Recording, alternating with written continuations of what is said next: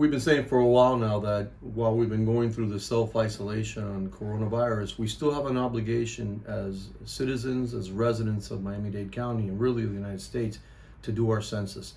And this year, the census was asking us to do it online. You can still do it via phone or by mail, but we're going to do it online to show folks how easy it is. And remember, census is due April the 1st, although they have extended the date of when you should have it done by.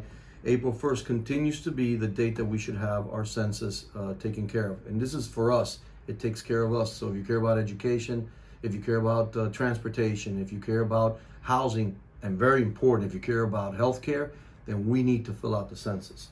So when you go to 2020census.gov is the website. You type in 2020census.gov and you're going to run into a page that says shape your future. All you have to do is click here to respond.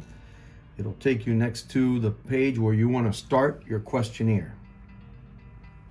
Now, very important, we've all received in the mail a document like this in English and Spanish, and many of us have received multiple ones reminding us to fill it out, and this is the last one you've received. I got this one over the weekend, and here there's the code, and this is where you're going to type in the code to allow you to begin to fill out the census. So we go into the code.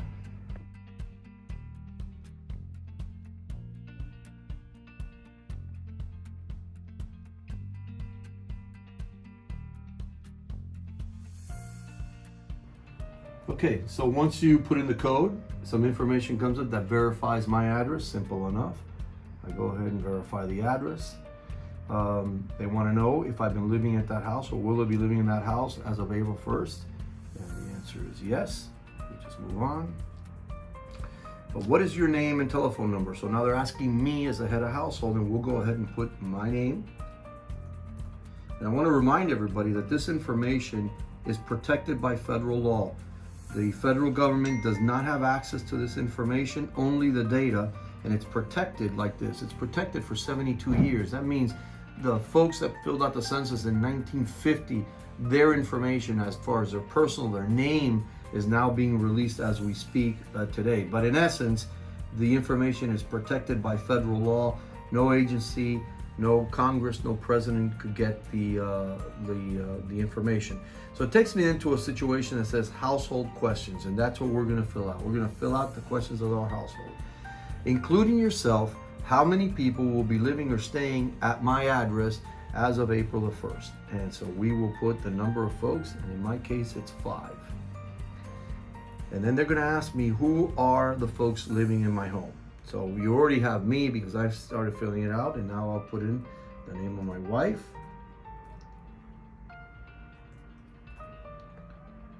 and the name of my children.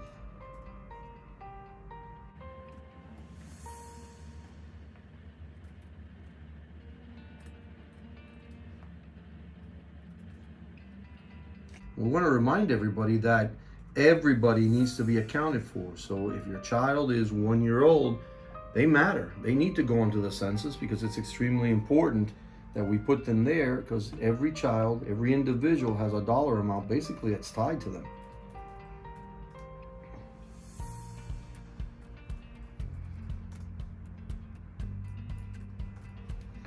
Okay, so that's for all the folks in my home.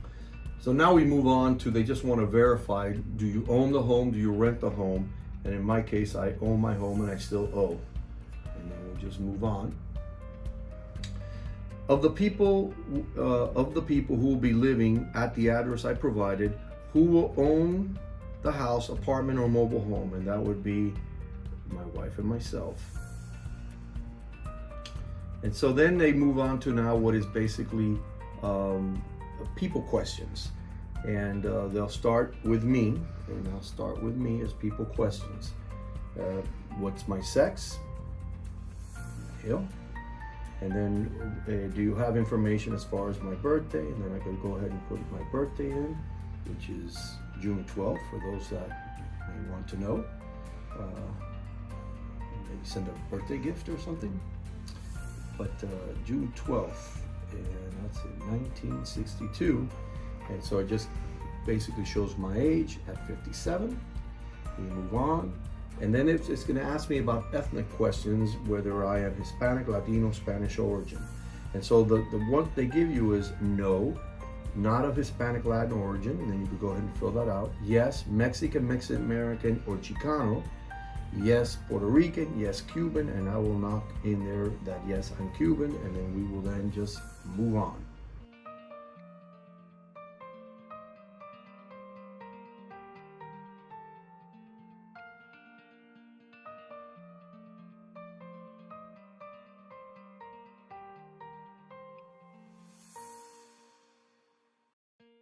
And then we move on.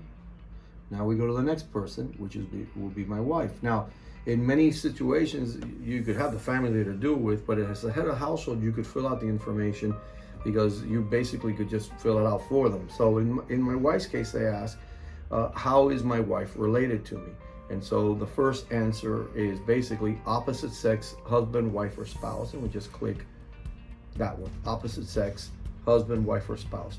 The rest, as they go down, they have a bunch of selections that you could use, from opposite sex, unmarried partner, same sex, husband, wife, or spouse, same sex, unmarried partner, biological son, or that. They just basically go through a whole list of different type of relationships. We move on.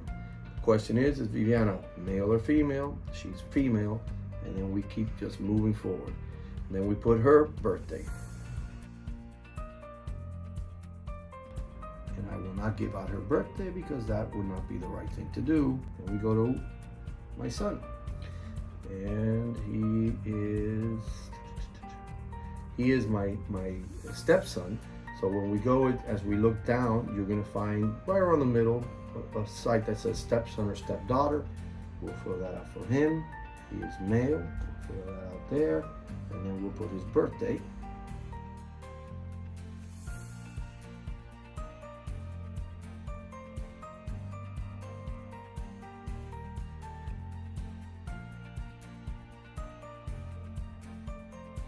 Now, interestingly, Sophia originally was going to be at Florida State because she was a student there, and she would have had to fill out a census application where she's at school.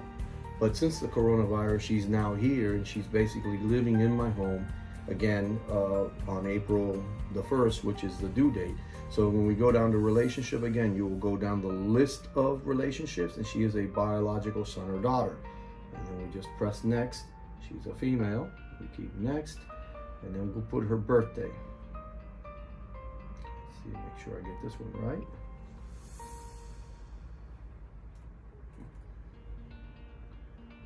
Okay, she is Cuban. She is white and Cuban. And the last person we'll go to for the personal information is my son. Now, if you notice, none of the information is compromising. None of it is something that could be used for identity theft. There are no citizenship questions. So my son Alessandro, he is a biological son. And then we will move on. He is a male. And he was born in...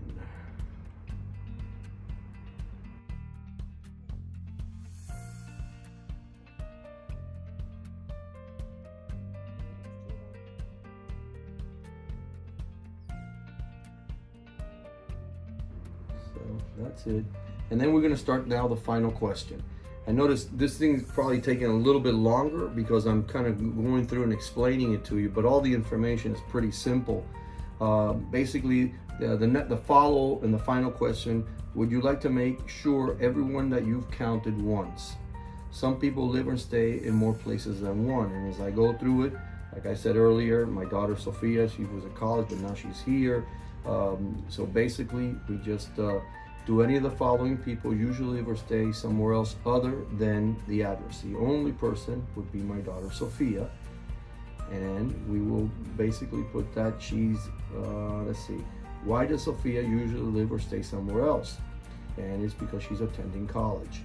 So we go ahead and then we submit our questions. And that's it. You get a confirmation number at the end. I think this explanation probably took, as we were doing it, maybe, I don't know, 10 minutes, but it's because we're explaining it. For most people, this is something that could be done literally in 5 or 6 minutes as you navigate through it, depending how fast you could type and remember dates.